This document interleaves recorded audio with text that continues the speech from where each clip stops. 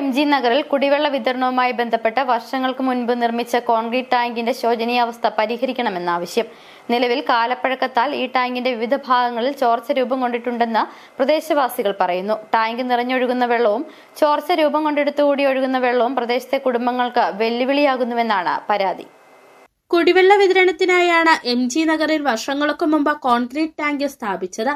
ഈ ടാങ്കിന്റെ ബലക്ഷമതയാണ് നിലവിൽ പ്രദേശത്തെ കുടുംബങ്ങൾക്ക് ആശങ്കയായി തീർന്നിട്ടുള്ളത്. കാലപ്പഴക്കത്താൽ ടാങ്കിന്റെ വിവിധയിടങ്ങളിൽ ചോർച്ച രൂപം കൊണ്ടിട്ടുണ്ടെന്ന് പ്രദേശവാസികൾ പറയുന്നു. ഈ ഭാഗത്തുകൂടെ വെള്ളം ഒലിച്ചിറങ്ങുന്നുണ്ട്. കൂടാതെ ടാങ്ക് നിറഞ്ഞു വെള്ളം പുറത്തേക്ക് ഒഴുകുന്നതും കുടുംബങ്ങൾക്ക് പ്രതിസന്ധിയാണ്.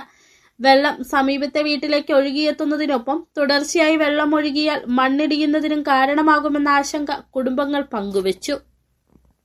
ഇത്രയും വലിയൊരു ടാങ്കിന് ഇത്രയും ജനങ്ങൾക്ക് വെള്ളം കൊടുക്കുന്ന ഈ പൈപ്പ് സംവിധാനം എന്ന് പറഞ്ഞാൽ വൈകുന്നേരം രാവിലെ വെള്ളം കൊടുക്കാൻ നേരം ഇട്ടിട്ട് വൈകുന്നേരം അത് കുറച്ച് നേരം കഴിയുമ്പോൾ അത് ഊരി വെക്കാവുന്ന പോലത്തെ ഒരു PVC പൈപ്പ് ഉപയോഗിച്ച് അതിന് വെള്ളം കൊടുക്കുന്നത്.